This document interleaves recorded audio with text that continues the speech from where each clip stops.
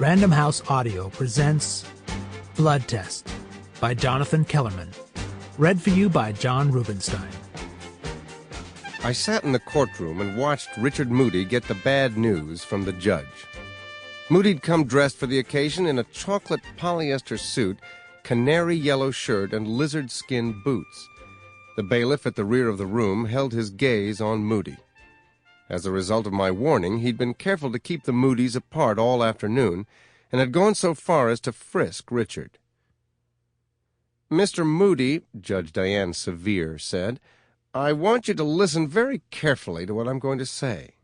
Moody started to assume an aggressive body posture, hunching his shoulders and narrowing his eyes, but his attorney nudged him and he loosened up and forced a smile. "I've heard testimony from Dr. Dashoff and Dr. Delaware," said the judge. "I've spoken to your children. I've heard your allegations against Mrs. Moody. I've learned of your instructions to your children to run away from their mother so you could rescue them." She paused and leaned forward. "You've got serious emotional problems, sir, and psychotherapy is essential, a good deal of it. My order is that you have no further contact with your children until I see psychiatric evidence that you are no longer a threat to yourself or to others, when the death threats and talk of suicide cease, and you have accepted the reality of this divorce and are able to support Mrs. Moody in the raising of the children. Should you get to that point, the court will call upon Dr. Delaware to set up a schedule of monitored visitation." "Judge," said Moody, the bass voice dry and strained, "you don't understand. Those kids, they're my life." The judge regarded him with compassion. "I do understand, sir. I understand that you love your children, that your life is in shambles. But what you need to understand, the whole point of the psychiatric testimony, is that children can't be responsible for anyone's life. They can't raise you. You need to be able to raise them. And right now you can't. You need help." The next quarter hour was spent on property settlement. I had no need to listen to the distribution of the meager estate of Darlene and Richard Moody, and would have left, but Mal Worthy, the wife's lawyer and a friend of mine, had said he wanted to talk to me afterward. When the legal mumbling was over, Judge Sevier took off her glasses and ended the hearing.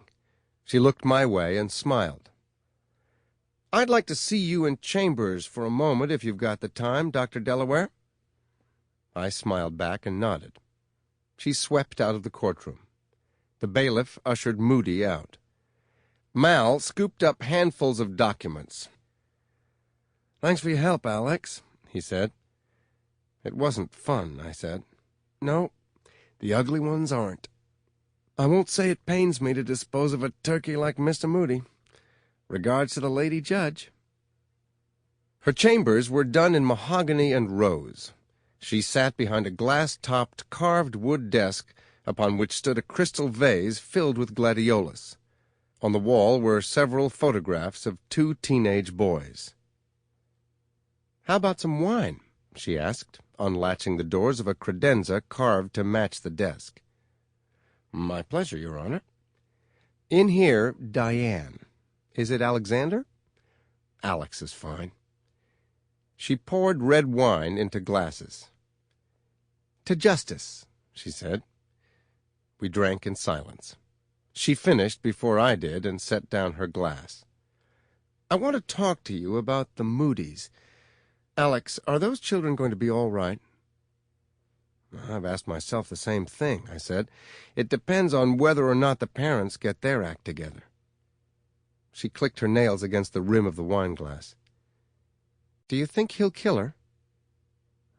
"He could do it," I said. "The man's unstable and profoundly depressed. When he gets low, he gets nasty, and he's never been lower than right now.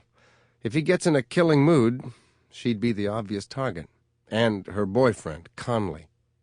"Well," she said, "one must be philosophical. If he kills her, it's because she picked the wrong guy. Just as long as he doesn't kill someone innocent, like you or me." It was hard to tell if she was being serious or not. "It's something I think about," she said. "Some loser taking out his troubles on me. You ever worry about it?"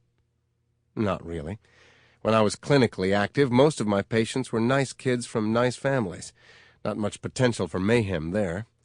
I've been pretty much retired for the last couple of years." "But now you're doing forensic work." "On a limited basis. I accept consultations from attorneys I trust, which narrows the field substantially, and I get some directly from judges. I'm not hustling. If the referrals come, okay. If not, I can always find things to do." "Rich kid, huh?" she said. "Far from it. But I made a few good investments. If I don't get sucked into a Rodeo Drive mentality, I'm okay." She smiled. "If you want more cases, I'll spread the word." She paused. "Do you have a lady friend, Alex?" "Yes. She's in Japan now. The bosses of a conglomerate over there are talking with her about mass-producing a guitar she created." "You miss her?" "Yes, very much." "Figures," she said good-naturedly. "The good ones get snapped up." She rose to indicate the audience was concluded. "Good to meet you, Alex." "My pleasure, Diane."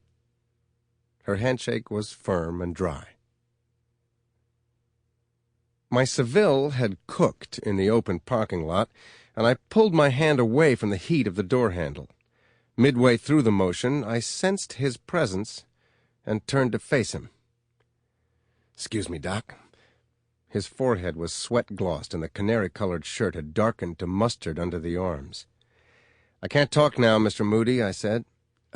Just a sec, Doc. Just let me connect with you, huh? Let me zero in on some main points. Communicate, you know."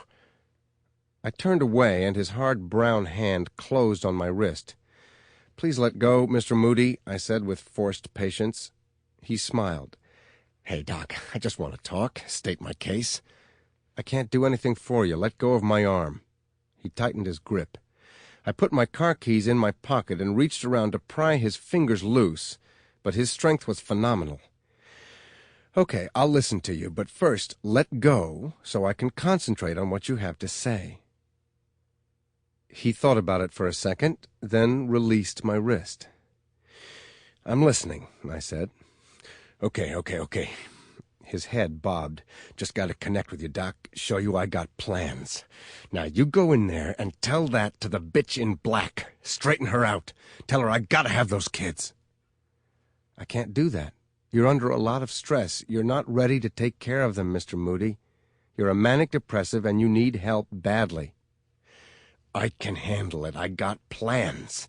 Get a trailer, take him to the country, teach him to survive, get away from scumbags like him and their mother until she gets straightened out. Tell that bitch in black.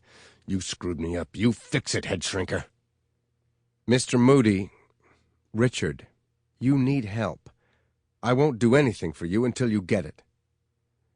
He sputtered, sprayed me with saliva, and jacked upward viciously with his knee, a classic street brawler's move. It was one of the gambits I'd figured him for, and I swiveled so that all he made contact with was gabardine. The miss threw him off balance, and he stumbled. I jumped in the Seville and spun out. I caught a glimpse of him in the rear-view mirror. He was sitting on the asphalt, head in hands, rocking back and forth, weeping. The big black and gold koi was the first to surface. But the other fish soon followed, and within seconds all 14 of them were sticking whiskered snouts out of the water and gobbling down food pellets as fast as I tossed them in. The pond and surrounding garden refuge had been a gift from my girlfriend Robin. I could stand on the deck that bisected the 2 levels of my house and look down on the pond, or I could descend to the floor of the garden and sit by the water's edge, feeding the fish, the surface breaking gently in concentric waves. Now I listened to the gurgling of the waterfall and put aside the memory of Richard Moody's debasement. The first time the phone rang, I was in the middle of dinner, and I ignored it. Sample complete. Ready to continue?